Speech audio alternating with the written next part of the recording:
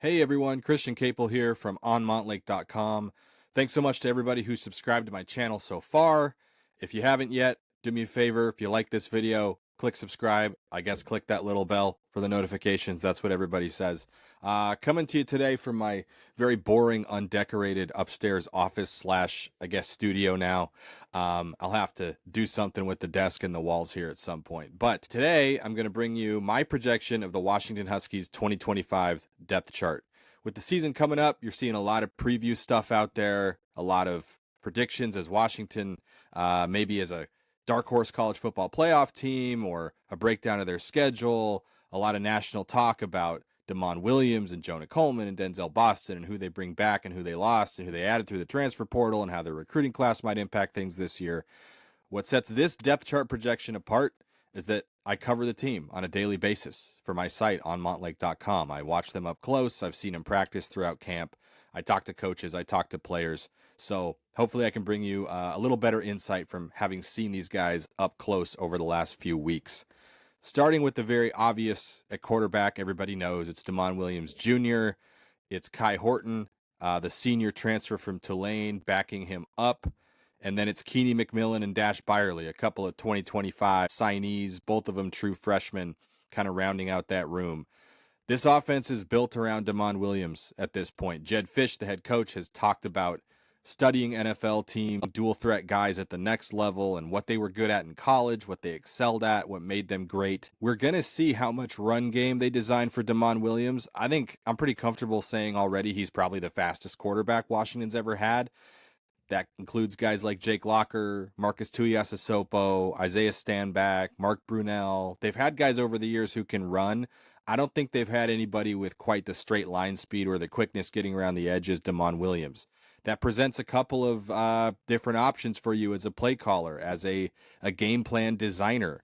You can either build in a bunch of designed run game for Damon Williams, a bunch of zone read stuff, or you can build in just enough to keep the defense honest, to maintain the threat while also protecting what at this point is your franchise quarterback. You don't want him getting hit a ton.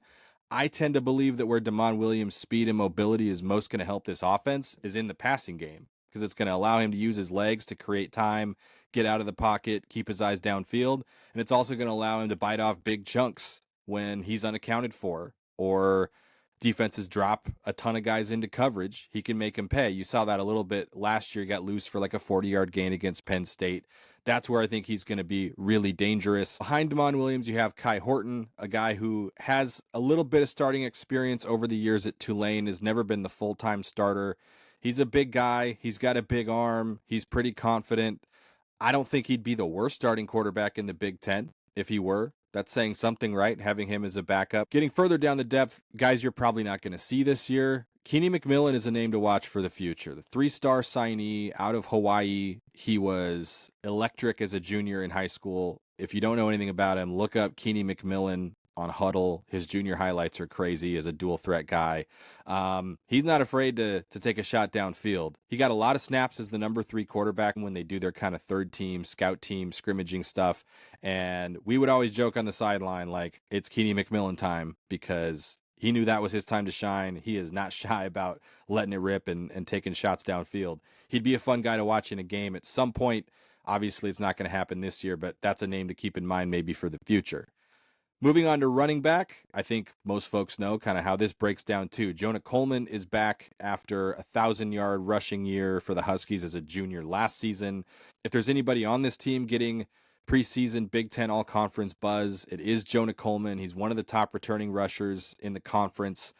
If you follow Washington closely, you've probably heard a lot about him kind of retooling his body this year, really getting serious about nutrition. He cut a bunch of body fat. A lot of people around Washington's program think he is poised for a huge year, and he looks faster. He looks quicker. He's a short guy, but you wouldn't say he's small. He's built like a tank. I think he's gotten stronger. He wants to be more durable. I think he was playing through some kind of nagging injuries last year, and that maybe slowed him down a little bit. He wants to avoid that this season for his senior year as he prepares to go into the NFL draft in the spring. His backup this year is going to be a guy that Husky fans heard about as a freshman last year, Adam Mohammed, lightly recruited guy out of Apollo High School in Arizona, only had offers from like Washington, Cal, maybe Boston College, a couple others. And he showed up on campus in Seattle last year and was like, whoa, he's huge. He's a physical runner. He got some chances last year. He didn't redshirt. They used him even as their number 3 running back on special teams, and also got him some carries here and there. He's clearly the number 2 option this year with, I think, a pretty obvious path to be the guy as a junior next year when Jonah Coleman is gone. But how do you keep Jonah Coleman fresh and healthy? You have an Adam Mohammed behind him to give the ball to him. Also in the backfield is Jordan Washington, who was on the roster last year. He was redshirting. He's a redshirt freshman now. Ran a personal best of, I believe, 10.24 seconds in the 100-meter at high school in California. So he's fast. I know Scotty Graham, the running backs coach, has really emphasized for him kind of working on that short area, quick twitch, change of direction type of movements. So he's someone who's maybe a little bit better in a straight line right now than he is using that quickness to get free and find a lane. But we've seen it a couple times at practice where he's turned the corner and taken off, and yeah, he can run. Quade Carr and Julian McMahon, a couple of 2025 signees, round out this room. Quade Carr's gotten a couple of opportunities in camp, and I think has looked pretty good. He's pretty fast and pretty quick himself when he bounces a run outside, but with Jonah Coleman, Adam Mohammed, and Jordan Washington on the roster ahead of him, I think that's probably the group that's going to take all the carries this year. Moving on to receiver, no surprise here with Denzel Boston and Rashid Williams atop the depth chart at the outside spots. Denzel Boston playing the X receiver, Rashid Williams playing the Z spot, which more often lines up on the same side as the tight end. I'm kind of breaking the mold a little bit here, I think. I would have expected to project Amari Evans, the senior Penn State transfer, as the starting slot receiver. He might still be. I could be wrong, but they did roll out Raiden Vinesbright with the number 1 offense in the slot. True freshman. He's from Arizona, spent his senior year at IMG Academy in Bradenton, Florida, the powerhouse program down there.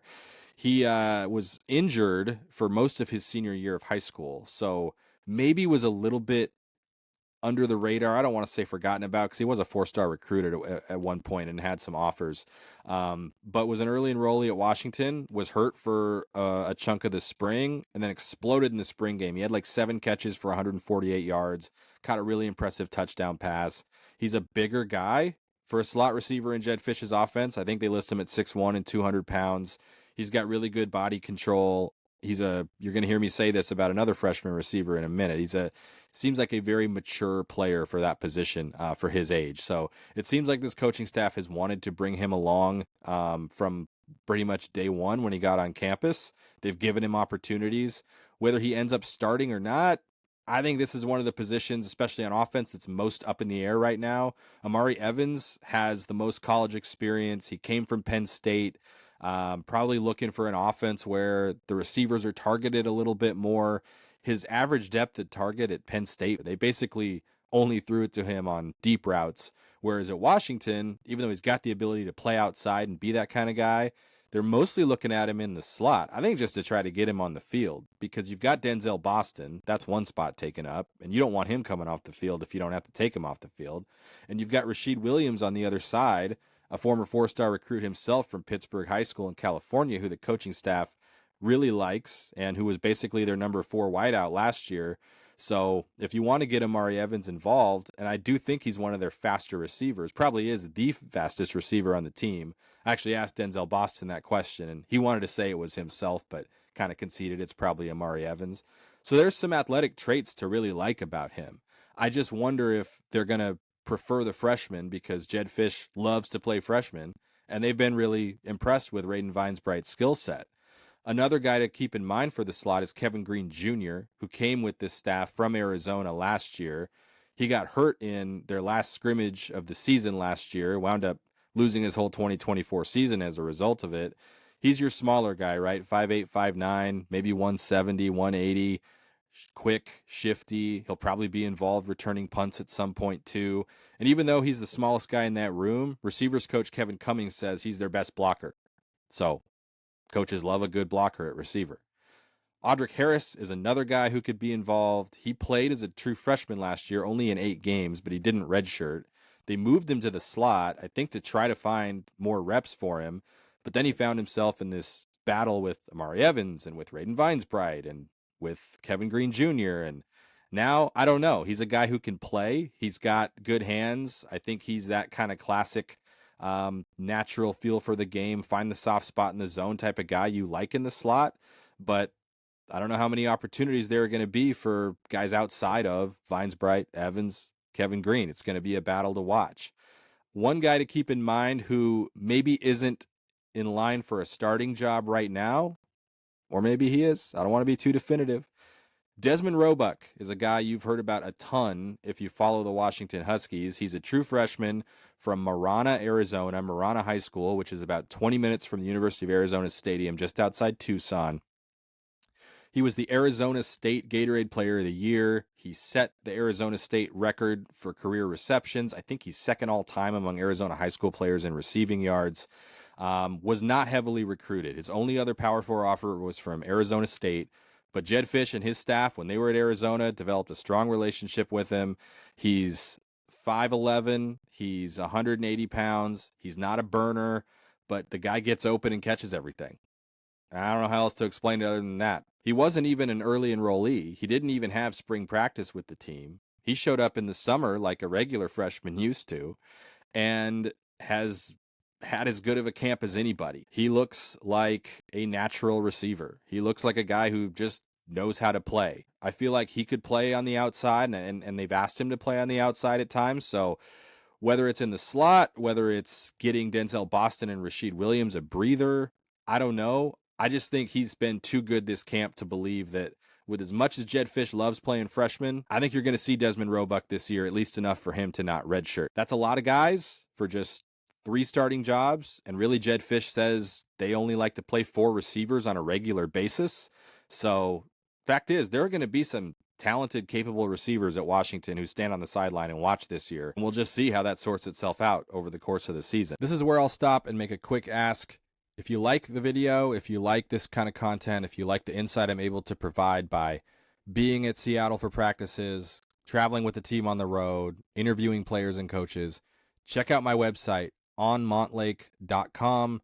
Think about picking up a paid subscription to help me keep doing this work. Moving on to tight end, last year there was no doubt about it. Quentin Moore, senior, local guy, JUCO transfer, was going to be his year. He started, he caught his first pass of the year, he gained 14 yards, and then a Weber State player who started to play on the sideline, came off the sideline, hit him low, and he missed the rest of the season. He's back now. His reps have been limited this camp, but he's certainly healthy enough to play.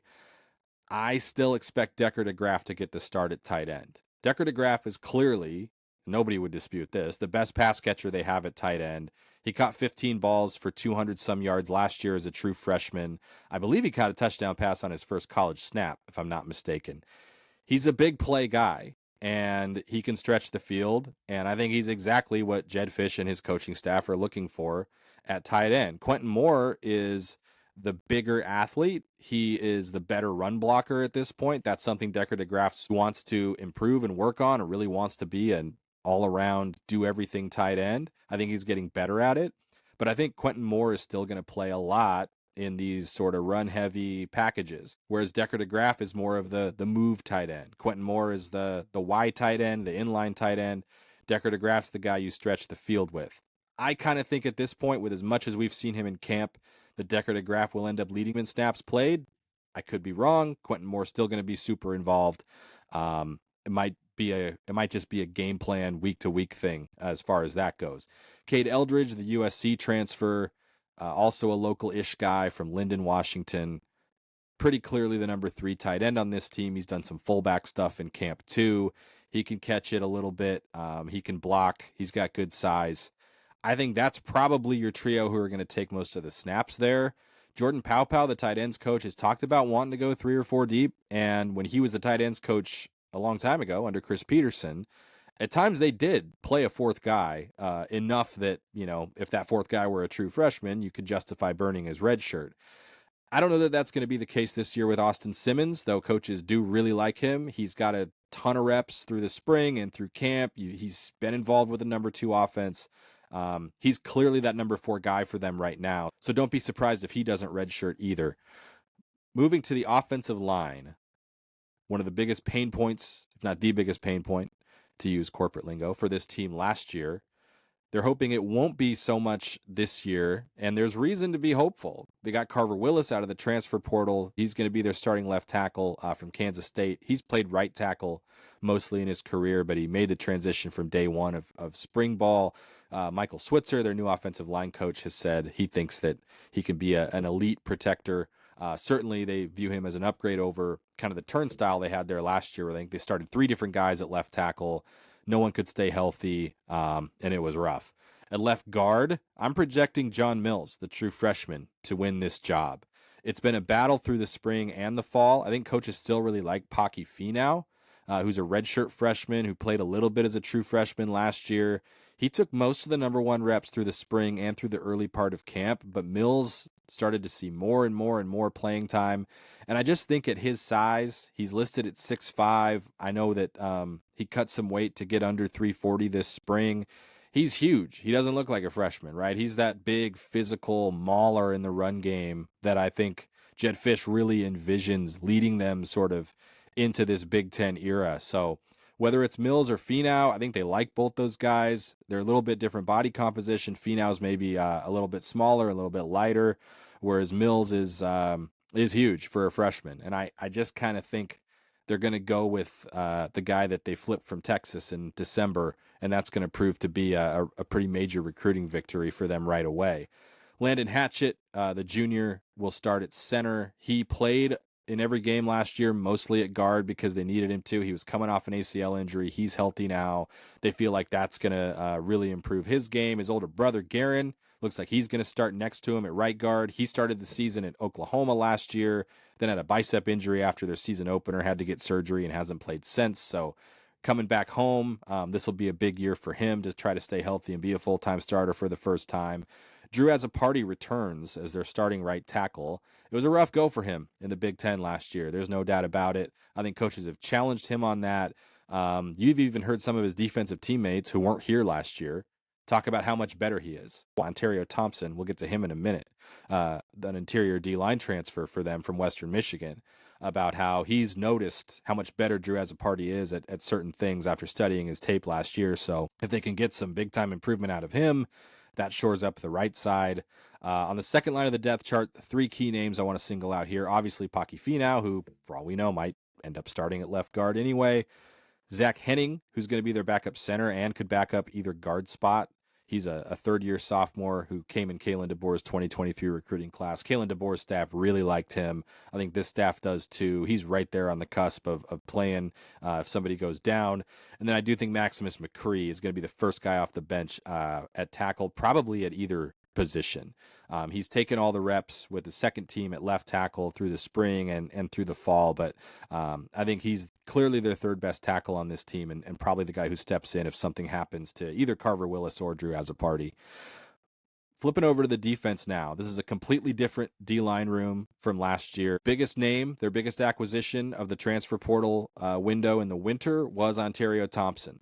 Started his career at a junior college in Iowa, redshirted there even, then played a year, got a ton of offers, went to Iowa, blocked a couple punts, didn't play a ton on defense, transferred to Western Michigan, became a regular player for them, and then became Washington's very earliest, one of their highest priority D-line targets in the portal. And they got him out to Seattle. He said he'd never been to the West Coast before. So it was all about the opportunity at Washington and trying to get developed to play at the next level. He will almost certainly start for them on the interior. I think next to him is going to be Taitai Uyunglele, who did not come with the coaching staff from Arizona last year, stayed at Arizona, was part of that 2022 recruiting class for Jedd Fisch with Jonah Coleman and Ephesians Prysock and Kevin Green and all those big names. Tetaroa McMillan, by the way. A few folks have probably heard of him. Stayed and played last year for the Wildcats, then pulled the trigger this offseason and came to Washington. He's been kind of a swing guy, a hybrid guy throughout his career, interior and the edge. Mostly for Washington, he's been lining up on the interior. So in 4-down looks, I think those are your 2 starting interior guys. In 5-man fronts, which Ryan Walters, their new defensive coordinator, is kind of known for, we'll probably see Samote Pepa or Logan Segapalu at nose tackle in the middle. Segapalu's been a little dinged up recently, so I'm projecting Pepa right now. I think Sagapalu might have been ahead of him, though, before he got hurt. So don't be surprised if once he's healthy, and it doesn't sound like he's seriously injured, if he steps in as the number one guy in some of those 5-man fronts. Elinius Davis is going to be a huge player for Washington this year. I mean, I'm not projecting him as a starter, but he could be that kind of player by the end of the season, and certainly next year when he's a fourth-year junior and some of these other guys move on. He flashed last year. He's been disruptive. He's been dependable. I think he'll be important for them, especially defending the run. Armon Parker. This is a name to watch. He's not played a snap of college football yet. He and his twin brother, Javon Parker, signed with the Huskies kind of out of nowhere in Kalen DeBoer's very first recruiting class back in 2022. They're from the Detroit area. Nobody was recruiting them. They came out to Washington, and Javon has been the one who kind of established himself and has played a little bit and was becoming one of Washington's top defensive linemen last year before he tore his Achilles against Rutgers. Armon missed all 3 of his first college seasons due to injury. He's healthy now and has taken reps with the second team and has earned some praise from coaches, whereas Javon Parker is working his way back still from that Achilles injury. Jedd Fisch expects him back week 2 or week 3 this year, so that's why I've got him TBD right now. He obviously becomes a guy who's going to play some role once he's healthy, but right now it's Armon who I think could bring the juice from the Parker family this year. Bryce Butler, a JUCO transfer who redshirted last year. He's made a lot of plays this camp. Disruptive guy. He's quick at the line of scrimmage. He's batted down some passes. I don't know how many snaps there are going to be for him. This is kind of a crowded room, but it's also not a room with so many established stars that someone like Bryce Butler can't emerge and prove himself worthy of playing. On the edge, Washington is looking for a difference maker here, and it could very well be Zach Durfee. Zach Durfee, if you don't know, played his first year of football at the University of Sioux Falls after redshirting, a Division II school. Had 11 sacks, 11 and a half sacks as a redshirt freshman, entered the portal, came to Washington to play for Kalen DeBoer. The NCAA said he was ineligible in 2023 because he was a 2-time transfer because he'd gone to another school first, even though he didn't play football. It was a whole weird deal. Anyway, he got eligible for 2024, but he had turf toe in both feet all year, only played in 6 games, did have a couple sacks against Eastern Michigan, showed that potential, had surgery this offseason, and he has looked like the star pass rusher throughout training camp that Washington needs him to be. He's a name to watch. I've got Jacob Lane from Puyallup, Washington, starting opposite him. It's possible Isaiah Ward could start at that spot once he gets healthy. He's got a sprained ankle. Jedd Fisch says he should be able to play in the opener, so we'll see what his availability is. But there's going to be a battle there. It hurts them that they don't have Russell Davis II. I think he would have been a candidate to start at that other job, but he tore a patellar tendon in the summer, and he's out for the season. Devin Hyde and Hayden Moore are a couple of guys to keep an eye on, too. Devin Hyde is a true freshman from Menlo Atherton High School. He had crazy production in high school. If you want to go look at his highlight tape, it's a fun one to watch, too, as a defensive lineman, defensive end there. He's gotten some number 1 and number 2 reps with some other guys banged up. I think he's probably on the cusp of being a freshman who doesn't redshirt. And then Hayden Moore, who transferred prior to last season from Michigan as an inside linebacker, got moved to the outside, and he's taken some number 1 reps at edge. And I think coaches like what he's done too. So there's some pieces to work with there, but kind of like the interior D-line, no established star. They need someone to step up. Moving back to linebacker, number 1 guy on the depth chart for them, no question. It's Tariq Buda Alukta, the transfer from Washington State, if you can believe that. He's their number 1. There's no doubt. I wouldn't be surprised if he's a defensive captain. He had pretty good production at Washington State last year. He's not the biggest guy. He's, frankly, probably measurements-wise, not the kind of linebacker that they would target like in high school to recruit. But with the production that he had at Wazoo last year, I think that speaks volumes about the kind of player he can be. And of course, they saw him up close in a loss to Washington State over at Lumen Field. Devin Bryant, third-year sophomore from St. John Bosco, has really taken hold of the other starting job at linebacker. It's not always a starting job. Ryan Walters' defense, especially when they're in those 5-down fronts, doesn't always put 2 true inside linebackers on the field together, but a lot of times they do, and that's basically always been Devin Bryant since about mid-spring.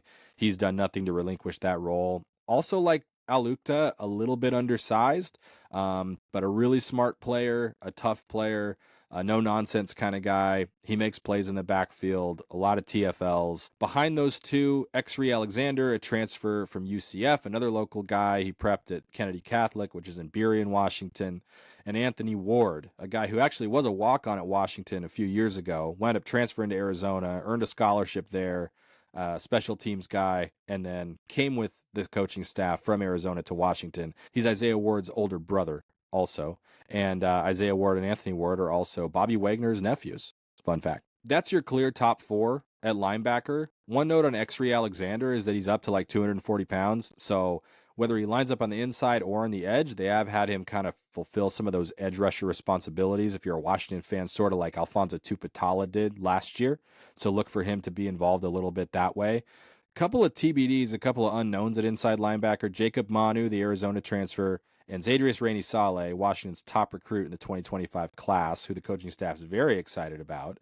Jacob Manu tore his ACL in a game in October, has not been cleared to play. Zadrius Rainey-Saleh tore his ACL late in his high school season at Bethel here in Washington, late in November. He's not been cleared to play. I've watched those guys in drills, and they don't appear to be holding anything back. They look like they're ready and chomping at the bit to get out there. Whether they can get cleared in time to impact the season, I don't know. I think that's an unknown.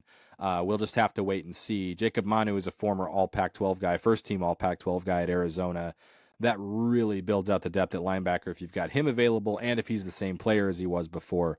But that's TBD as well. Moving into the secondary, which I think can, I don't want to say sneakily, but could really end up being a team strength that people are talking about by the end of the year. And what people are already talking about, obviously, are the 6'4" starting cornerback duo of Tacario Davis and Ephesians Prysock. Two guys who also part of Jedd Fisch's 2022 recruiting class at Arizona. Prysock came with this staff right away when they came to Washington last year. Tacario Davis entered the portal, but wound up staying at Arizona. And I don't think had the kind of junior year that he or anybody else hoped he would. Entered the portal again, and I think was also probably thinking about the NFL draft, and did pull the trigger this time and came to Washington and absolutely dominated training camp. I mean, he is all of 6'4". He's long. He's athletic. He's a tough guy to throw on. Had a couple picks, had some really impressive pass breakups on balls thrown into the end zone where you're thinking, man, that's a touchdown. If you guys remember the 2-point conversion in the Sun Bowl last year where Damon Williams had a receiver open in the back of the end zone, but the Louisville guy just made an awesome play. He had a play like that on a very similar route where when it left Damon's hand, I thought, that's a touchdown. And I don't even think he got his head around, got a hand up and batted it away. He looks like he's ready for, I don't know if you could call it a breakout because there's a lot of expectations for him, but I think he knows it's a contract year, so to speak, going into the draft in the spring. Him and Prysock are the clear number 1 and 2 there. Dylan Robinson is a name to keep in mind for the future. A true freshman, 6'3", 200 pounds, and he's all of it. 4-star guy, top 200 recruit.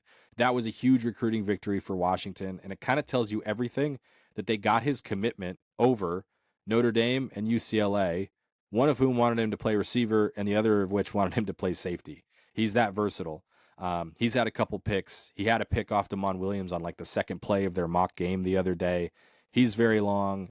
He's not going to redshirt. There's no point redshirting him because he's not the kind of guy who's going to be in college for 5 years. I think he's going to be in the NFL either after his 3rd or 4th college season. So he'll play this year. How much? I don't know, but certainly keep his name in mind for the future.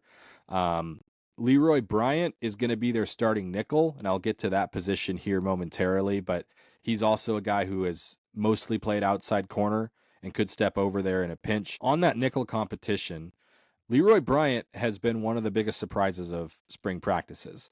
Not surprising that he's turned into a guy who's probably going to start for them at nickel because I really liked him as a prospect coming out of high school in the 2023 class. Kalen DeBoer's staff was very high on him. It's not surprising that he's in this position, but it is a little bit surprising that he seems to, at least, have beaten out Rashawn Clark, a redshirt freshman, a local guy. He signed with Jedd Fisch's staff at Arizona, made the switch with them ahead of his freshman year last year, redshirted, and then blew up this spring. I think he had like 7 picks during spring practices. His ball skills were off the charts. He was a guy who I think kind of wanted to play receiver as a recruit, got convinced to play DB, was committed to Cal at one point, and looked for all the world like he'd locked that nickel job up. The Huskies had lost Jordan Shaw, last year's part-time starting nickel, to Texas A&M. They brought back Dyson McCutcheon, who's a senior, who also played that position last year. But it sure looked like coming out of spring like it was going to be Rashawn Clark's. And then spring started, and it was mostly Leroy Bryant with the ones. And I think we got our answer a little bit to what happened to Rashawn Clark, because he missed a couple practices due to injury. I don't know that he looked fully healthy before that either, so there might be some injury explanation going on there. He's still getting reps with the twos. I think that position's still going to be a battle, and I'm not by any means writing off Rashawn Clark yet. For now, it sure looks like Leroy Bryant, another, again, you hear coaches talk about this all the time, very high IQ player who's got experience playing outside corner, who kind of knows everybody's role on the defense and especially on the back end. Made a number of plays in camp too, so the Huskies have a couple good options there. Moving back to safety, Mikel Steen and Alex McLaughlin spent most of camp as the 2 starting safeties after CJ Christian, transfer from Florida International, sure looked like a sure starter at safety through the spring. So there's been some movement in this secondary. Alex McLaughlin is a transfer from Northern Arizona. Huge tackle production there as a sophomore last year. I want to say he was like a second team or honorable mention FCS All-American.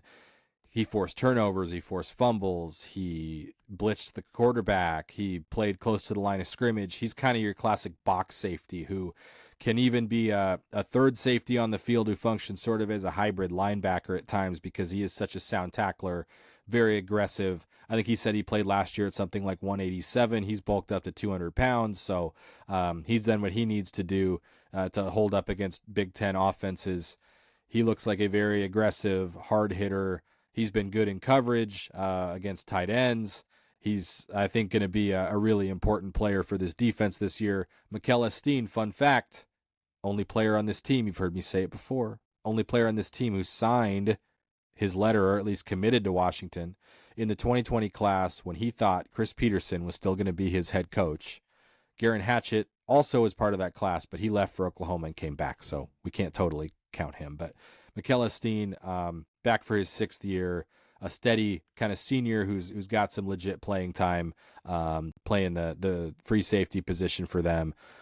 Another freshman to keep an eye on, much like Dylan Robinson, Rylan Dillard-Allen, 4-star freshman from Arizona. That state has treated this staff well, to say the least. Big-time track speed, another guy who can really, really run, very aggressive, hard hitter. If there's a statistic for player who's started the most fights or almost started the most fights in practice this year, it might be him. I think his position coach, Taylor Mays, kind of loves that about him, frankly. For those of you watching who remember watching Taylor Mays play, that will not surprise you. So I think he's going to play a lot at the free safety position as a backup this year. There's no reason to think he's going to redshirt. And then CJ Christian, don't forget about him. He's a veteran, kind of a dependable guy. I think he can play either that kind of high post safety position.